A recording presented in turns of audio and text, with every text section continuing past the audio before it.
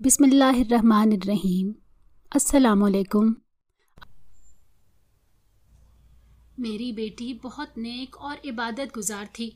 जब भी उसका रिश्ता आता तो वो खुश होती, मगर जब मेहमान आते तो वो फटे पुराने कपड़े पहनकर उनके सामने आ जाती। पर इस बार जो रिश्ता आया, लड़के ने देखते ही पसंद कर लिया और जो ही मेरी बेटी की शादी हुई, ये देखकर मेरे पैरों तले से ज़मीन निकल गई कि मेरा दामाद खुद एक फ़कीर।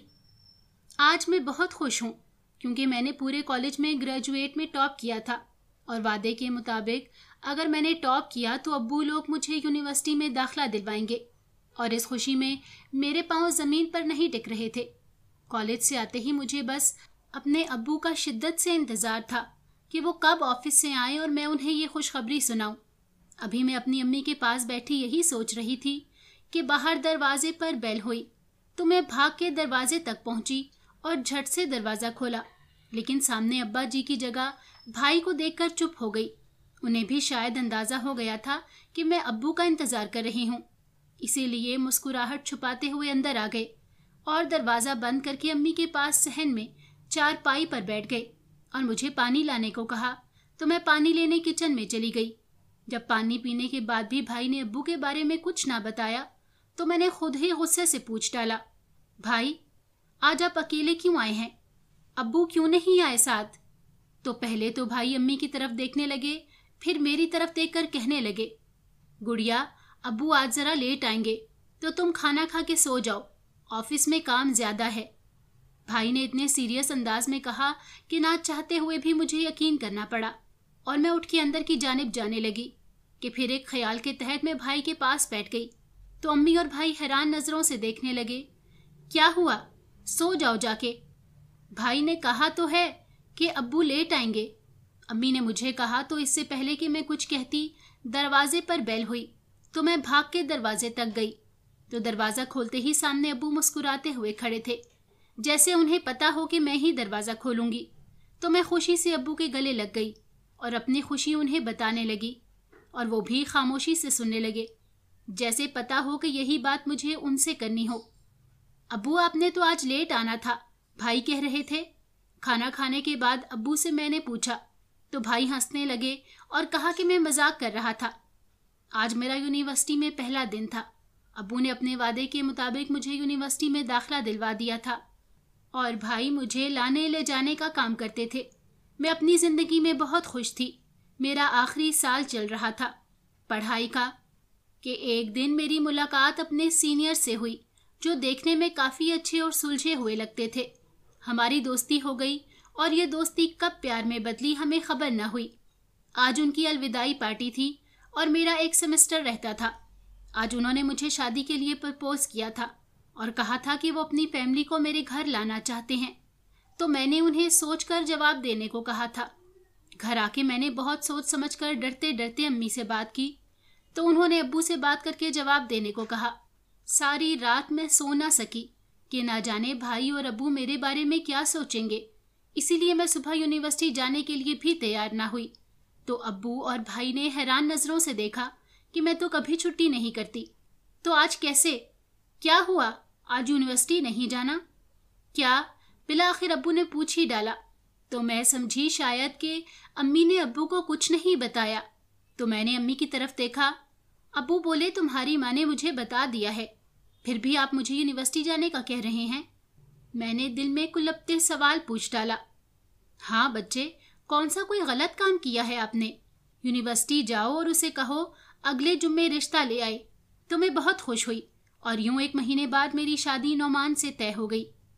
मेरा नाम नायला है। मेरा एक भाई अमीर है और हम दोनों अपने वालिदैन के साथ रहते थे। मैं सबकी लाडली थी। कॉलेज से यूनिवर्सिटी तक पढ़ा, फिर वहाँ मुझे अपने सीनियर नौमान से मोहब्बत हो गई और फिर घर वालों की रजामंदी से हमारी शादी हो गई। नौमान की फैमिली बहुत अच्छी थी। 3 बहनें और 1 भाई यानी नौमान था।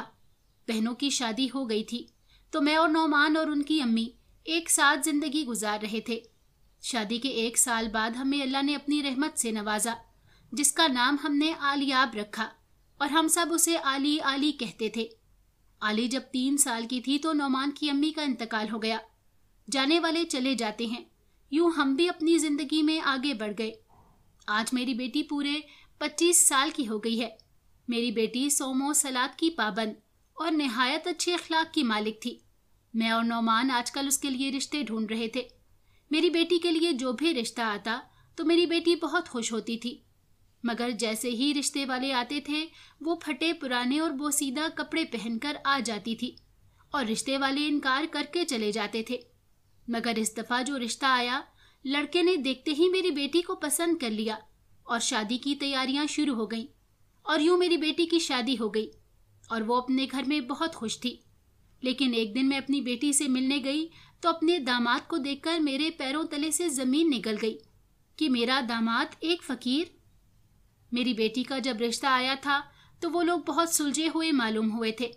नौमान ने लड़के वालों की मालूमात भी करवाई थी, मगर वो लोग शायद इस इलाके में नए आए थे। जिससे भी पूछा यही पता चला कि शरीफ लोग हैं, अच्छे हैं, इज्जतदार हैं, आप आंखें बंद करके बेटी की शादी कर दें। तो हमने भी यही किया। शादी से पहले 1-2 दफा हमारा उनके घर आना जाना भी हुआ तो कोई मायूब बात नजर न आई। वो लोग भी शॉपिंग के सिलसिले में आते जाते रहे। उनके इखलाक से, बात करने के सलीके से वो बहुत अच्छे लगे थे। शादी पर भी उनका खानदान भरा पूरा मिला, जिन्होंने लड़के की तारीफ में जमीन आसमान मिला दिए थे। और वैसा ही मैंने अपने दामाद को शरीफ इंसान पाया और मेरी बेटी भी शादी के बाद खुश थी। मगर जब मैं अचानक बेटी से मिलने उसके घर गई तो क्या देखती हूँ कि मेरा दामाद एक फकीर के साथ जमीन पे बैठा था और उसके साथ खाना खा रहा था और आते जाते लोग उनके सामने पैसे और खाने पीने की चीजें फेंक रहे थे और मेरा दामाद दुनिया जहां का इत्मीनान और सुकून चेहरे पर लिए खाना खा रहा था। देखने वाला यही कह सकता था कि वो भी एक फकीर ही है। इससे पहले कि मैं उसके पास जाती या उसे आवाज देती, मुझे मेरी घर की मुलाजमा की कॉल आई कि घर में मेहमान आए हैं। तो मैं सीधा पहले अपने दामाद के पास जाने लगी, जो सड़क के किनारे बैठा हमारी इज्जत का जनाजा निकाल रहा था। मैं इंतहाई गुस्से में उस तरफ गई, मगर मेरे जाने से पहले वो वहां से जा चुका था। तो मैं जल्दी से घर की तरफ भागी और जल्द अज जल्द घर पहुंचना चाहती थी ताकि नौमान से बात कर सकूं। यही सोचते हुए मैं घर पहुंची तो ड्राइंग रूम से मेरे शौहर के कहकहों की आवाजें आ रही थी, जिसका मतलब था कि मेहमान आ गए हैं। तो मैं जल्दी से अपने कमरे में गई और जल्दी से अपना हुलिया ठीक करके ड्राइंग रूम में गई। लेकिन वहां मौजूद मेहमान देखकर मेरा सर घूमने लगा, क्योंकि वहां कोई और नहीं बल्कि मेरा दामाद मेरे शौहर से बातें करने में मसरूफ था। मुझे देखकर हमेशा की तरह उसने अदब से सलाम किया और तभी मुस्कुराते हुए मेरी बेटी किचन से ड्राइंग रूम में आई और खुशदिली से मेरे गले लग गई, जबकि मैं अभी तक शौक में थी कि कुछ देर पहले मैंने अपने दामाद को फकीर के रूप में देखा, जबकि अब मेरा दामाद लश पश होके मेरे सामने बैठा था। हमेशा की तरह बहुत प्यार से, मिलनसार तरीके से मिल रहा था और बेटी की ऐशो आराम देखकर नहीं लगता कि मेरा दामाद फकीर होगा। अपना घर, अपनी गाड़ी, नौकर चाकर सब कुछ देखने के बाद और सड़क वाले वाकये का मवाजना कर रही थी, मगर कोई सिरा मेरे हाथ नहीं आ रहा था। मेरी खामोशी को मेरी तबीयत खराब का बहाना बना दिया मेरे शौहर ने। उन्हें गए पूरे 3 घंटे हो गए थे, जबकि मैं अभी तक किसी गैर नुक्ती सिरा ढूंढ रही थी। कभी जहन में यह ख्याल आता कि वो मेरे दामाद का हम शक्ल होगा। रात सोने से पहले मैंने उस फकीर के बारे में अपने शौहर से बात की तो वो काफी देर तक मेरी बात पर हंसते रहे, जबकि मैं हमन्नकों की तरह मुंह खोले देख रही थी। मेरे शौहर ने इसे मेरा वहम करार दिया तो मैं भी अपना वहम समझकर सोने के लिए लेट गई थी।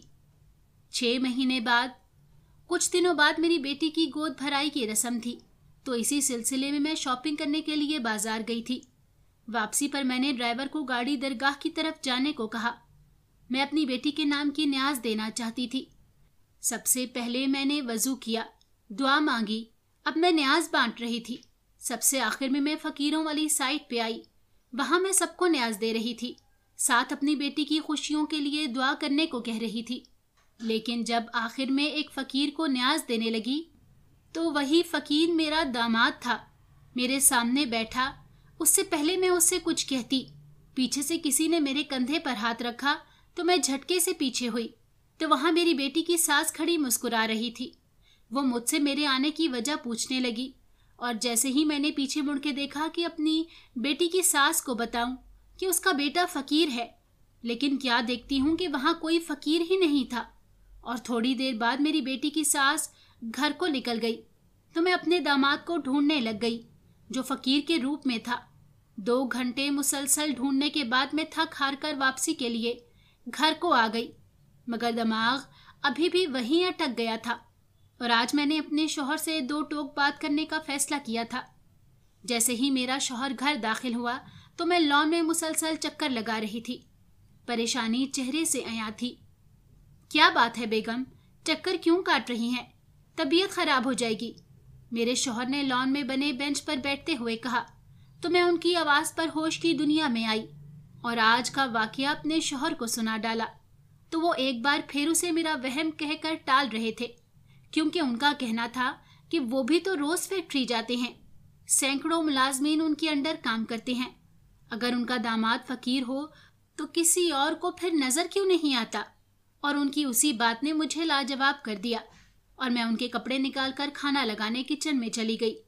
जो भी था, अपने शौहर की इस बात से मैं भी इत्तेफाक करती थी कि फकीर तो हर जगह घूमते हैं, तो मेरे अलावा किसी और को क्यों नहीं मिलते। फिर इसी सोच के साथ मैंने खाना खाया, शौहर के लिए और अपने लिए चाय बनाई और कमरे में ले गई और अपनी बेटी के लिए की गई शॉपिंग शौहर को दिखाने लगी। आज मैं अपने शौहर के साथ तैयार होकर अपनी बेटी की गोद भराई की रस्म में जा रही थी और बहुत मुतमईन थे हम दोनों।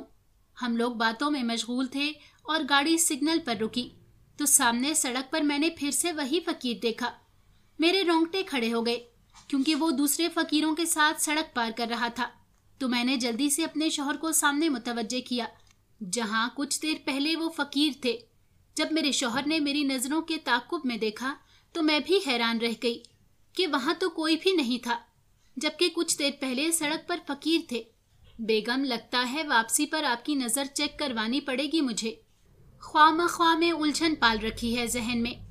यही कहते ही मेरे शौहर ने गाड़ी स्टार्ट कर दी क्योंकि सिग्नल खुल चुका था और मेरे जहन में अब यकीन हो चुका था कि कुछ तो है जो हमसे छुपा हुआ है और वही मैं जानकर रहूंगी, चाहे उसके लिए मुझे कुछ भी क्यों ना करना पड़े। इन्हीं सोचों में डूबे डूबे मेरी बेटी का घर आ गया, जिसको किसी दुल्हन की मानिंद सजाया हुआ था। एक पल को तो मुझे वाकई वहम लगा कि इतने ठाट बाट वो भी किसी फकीर के नहीं हो सकता, मगर मैं आंखों देखा भी नहीं झुटला सकती थी और अब मुझे मामले की तह तक पहुंचना था। मुझे मेरी सोचों की वादी से मेरे शौहर की आवाज लाई, बेगम, चलना है अंदर या नहीं? उन्होंने मुस्कुरा कर कहा तो मैं उनको घूरते हुए गाड़ी से निकलकर चल दी, जहां मेरी बेटी बहुत खुश बैठी दिखाई दे रही थी। मेरी सारी उलझनें और वहम अपनी बेटी की मुस्कुराहट भरा चेहरा देखकर कुछ देर के लिए खत्म हो गई थी। अभी सारी बुजुर्ग औरतें रस्म कर रही थी। मेरी बेटी का ससुराल काफी बड़ा था तो रिश्तेदारों की रेल पेल लगी हुई थी। हर कोई मेरी बेटी के इखलाक और मेरे दामाद की शराफत के किस्से सुना रहे थे और यही बातें सुनकर मुझे खुशी हो रही थी कि मेरी बेटी के नसीब अच्छे हैं जो इसे इतने अच्छे लोग मिले थे। अभी हम लोग खाना खाकर फारिग हुए थे कि मुझे मेरा दामाद घर की पिछली साइड पर जाता हुआ दिखाई दिया, तो ना चाहते हुए भी मैं उसके पीछे चल दी। जब मैं वहां पहुंची तो क्या देखती हूँ कि वही फकीरों की टोली थी। उनके सामने मेरा दामाद झुक झुक के खाना पेश कर रहा था, जैसे वो किसी सल्तनत के बादशाह और मेरा दामाद उनका गुलाम हो। मैं यही सोच रही थी कि अपने दामाद से पूछ लूं, मगर फिर ख्याल आया कि कहीं नाराज ना हो जाए कि सास शक कर रही है। बेटी से पूछ लेती हूँ, ये कहकर मैं पलटने लगी तो उसी वक्त मेरे दामाद ने पीछे मुड़ के देखा तो मुझे एक शर्मिंदगी ने आन घेरा था, जबकि मेरा दामाद मुस्कुराते हुए मेरी तरफ देख रहा था। माँ जी, आप यहाँ, खैरियत तो है ना? मेरे दामाद ने मुस्कुराते हुए कहा। हाँ बेटा, घबराहट हो रही थी इसलिए हवा खाने आ गई। मगर आप यहाँ क्या कर रहे हैं? और ये लोग कौन हैं? मैंने झूठ बोलते हुए अपने मतलब की बात पूछी तो मेरे दामाद ने मुस्कुराहट के साथ कहा, ये लोग मुस्तहिक हैं माँ जी, हमारी खुशियों में सबसे ज्यादा हक इन्हीं का है। अगर हम इन्हें भूल जाएंगे तो हमारी दीनी तालीमात, हमारे माँ बाप की तरबियत किस काम आएगी? जब हम ही अपनी खुशियों में इन गरीब लोगों को याद नहीं रखेंगे तो और कौन रखेगा? हमारे नबी भी हमेशा खुद भूखे रह लिए, मगर कभी किसी साइल को खाली हाथ नहीं जाने दिया। तो जब हमारे बड़ों ने हमें नेकी का दर्स दिया तो हम क्यों पीछे रहें? बल्कि हमें तो खुद से कोशिश करनी चाहिए और ऐसे लोग ढूंढने चाहिए जो मदद के मुस्तहिक हों, जो हमारी बख्शिश का जरिया बन सकें।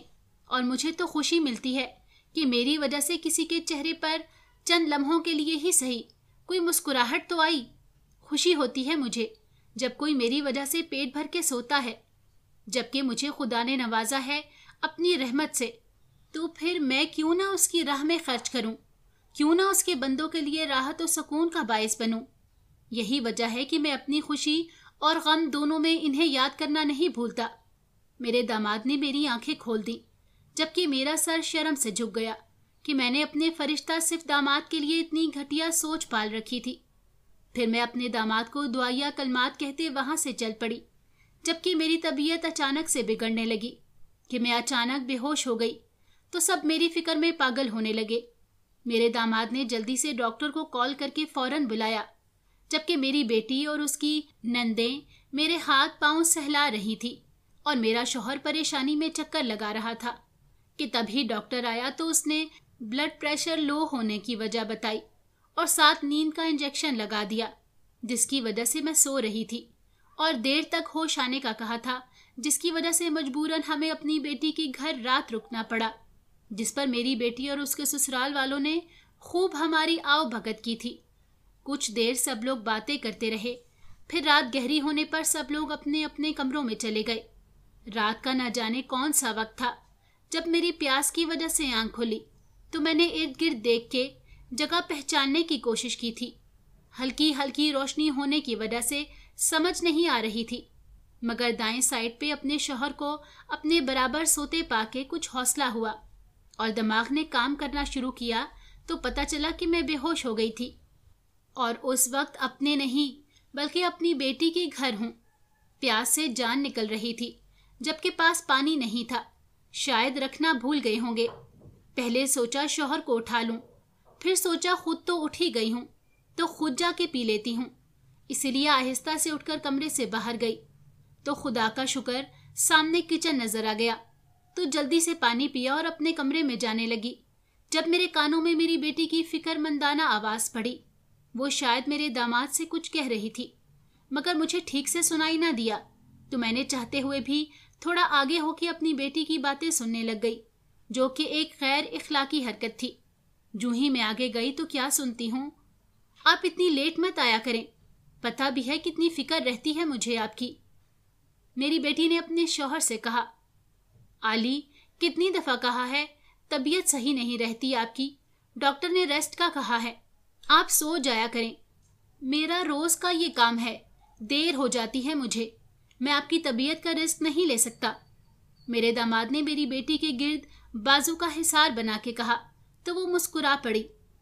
अच्छा सुनिए, मुझे लगता है अम्मी को आप पे शक हो गया है, तो थोड़ी एहतियात करें, मेरी बेटी ने तशवीश से कहा। तो मेरा दामाद हाँ में सर हिला के मेरी बेटी को साथ लेकर ऊपर कमरे में चला गया, जबकि मेरे लिए एक नई टेंशन छोड़ गए। न जाने क्या छुपाए बैठे हैं ये लोग। मुझे अपनी बेटी का मुस्तकबिल अजीज था। उसी की फिक्र के साथ मैं कमरे में चली गई कि कुछ न कुछ तो करना पड़ेगा मुझे, आखिर कुछ तो छुपा रहे हैं ये लोग। मगर क्या ये सोचते मेरे सर में दर्द होने लगा तो मैं सोने के लिए लेट गई और बहुत जल्द नींद मुझ पर मेहरबान हो गई। सुबह हम नाश्ते की मेज पर बैठे थे, सब नाश्ता करने में मसरूफ थे, जबकि मैं अपने दामाद और बेटी की हरकत पे गौर कर रही थी। मेरे शौहर ने मेरी खामोशी को तबीयत खराबी समझा था। आंटी आप ये ऑयल फ्री खाना लें, आपकी तबीयत पे अच्छा असर डालेगी, मेरी बेटी की बड़ी नंद ने खुशदिली से कहा। तो मैं भी खामोशी से खाने लगी, क्योंकि फिलहाल मुझे खाने की ज़रूरत तो थी। तो मैं चुपचाप खाने लगी। खाने के दौरान सब हल्की फुल्की बातें कर रहे थे।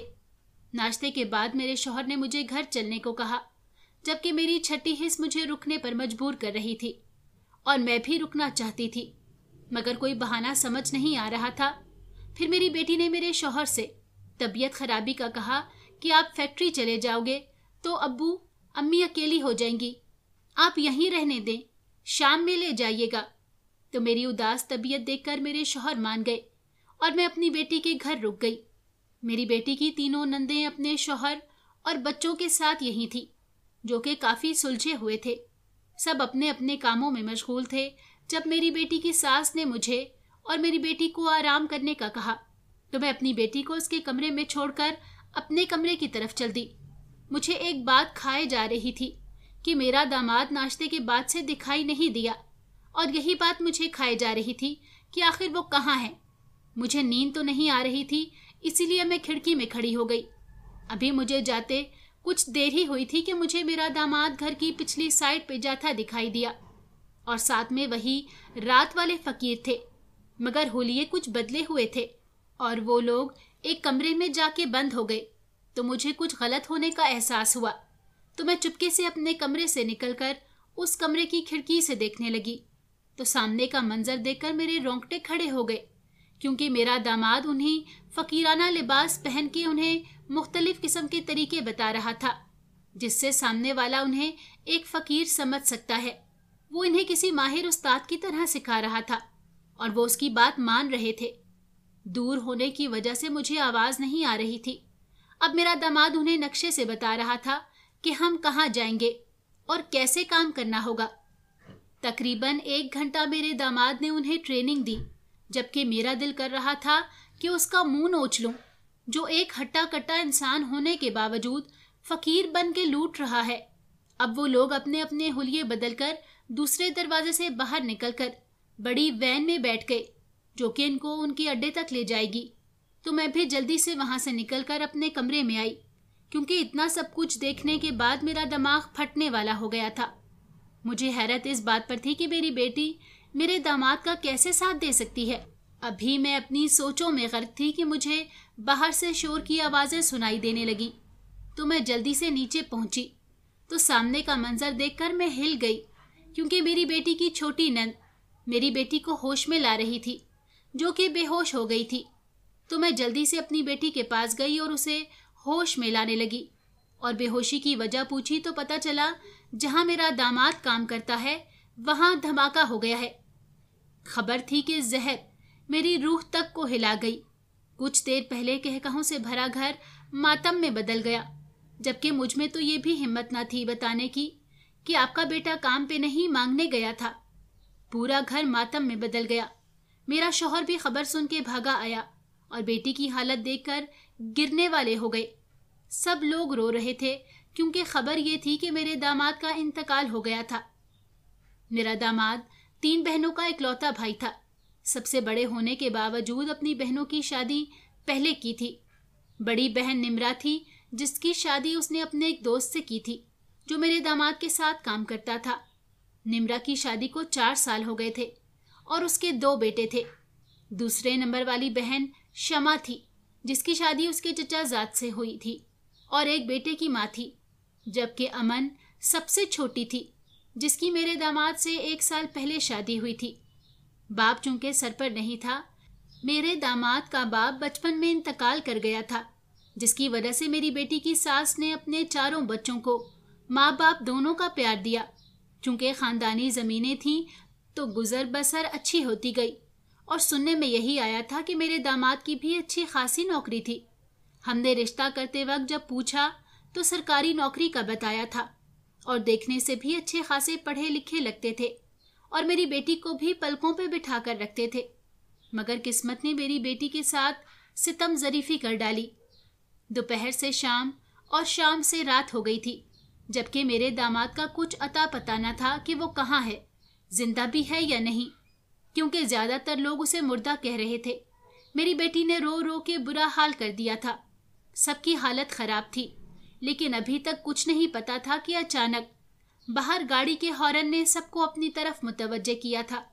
लेकिन किसी में इतनी हिम्मत न थी कि आगे बढ़कर देख ले कि कौन सी क़यामत मुंतज़िर है। जैसे जैसे कदमों की चाप करीब आ रही थी, वैसे ही हम सबके दिल धड़क रहे थे।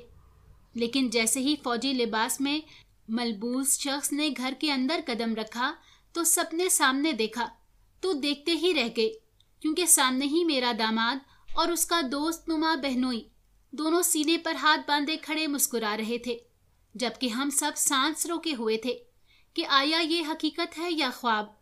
सबसे पहले मेरी बेटी बेयकीनी लिए मेरे दामाद के करीब गई और दोनों हाथों से छू छू के इस हकीकत का यकीन करने लगी थी, जबकि मेरे दामाद मुस्कुरा के उसके हाथ थामे थे और अपने होने का यकीन दिलाया था। फिर सबसे बारी बारी मेरा दामाद मिला तो सबने उसे नई जिंदगी की मुबारक दी। मैंने भी अपने दामाद को मुबारक दी तो वो सबको अपने पास बिठाकर साथ होने वाले हादसे के बारे में बताने लगा और मुझे मुखातिब करके बोला, माँ जी, मैं जानता हूँ आप पहले दिन से मुझ पर हैरान हैं कि कैसे मैंने आपकी बेटी को पसंद किया, जबकि दूसरे लोग आली के हुलिये को देखकर इनकार करते थे।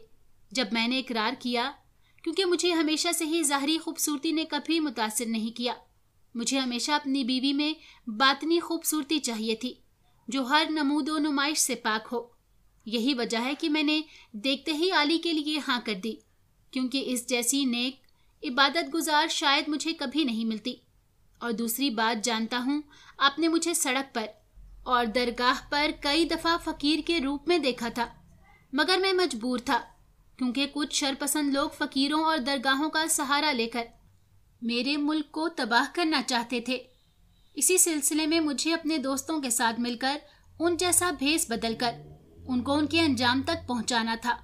और आज शाम ही हमें इत्तला मिली थी कि वो दरगाह पर धमाका करेंगे, इसीलिए हम पहुंचे। वहां बर वक्त पहुंचने से हम बुरे नुकसान से बच गए थे और मेरी गलती है जो मैंने आपको अपनी जॉब का नहीं बताया, जबकि आली सब जानती थी। मैं पब्लिकी कुछ भी करके अपने खानदान को खतरे में नहीं डाल सकता था, इसलिए अपने रवैये से शर्मिंदा हूँ और माजरत चाहता हूँ। मेरे दामाद ने मेरी तरफ देखते हुए कहा तो मुझे झट से शर्मिंदगी ने आन घेरा कि कैसे मैंने अपने दामाद, अपने वतन के मुहाफिज पर शक किया। मगर हर माँ अपनी बेटी के लिए फिक्रमंद होती है और मैं भी थी, मगर मेरे दामाद ने मेरे तमाम खदशात दूर कर दिए और यूं हम एक रात गुजारकर अपने घर चले आए, जबकि मुझे अपने दामाद पे फख्र था और अपनी आली की किस्मत पर रश्क, और दुआ की थी कि तमाम बेटियों की तरबियत ऐसी हो और तमाम बेटियों के नसीब अल्लाह अच्छे करे। उम्मीद है आपको हमारी कहानी अच्छी लगी होगी, तो हमारे चैनल को लाइक कीजिए और बेल आइकन को लाजमी क्लिक कीजिए ताकि आपको हमारी इस तरह की अच्छी कहानियाँ बर वक्त मिलती रहें।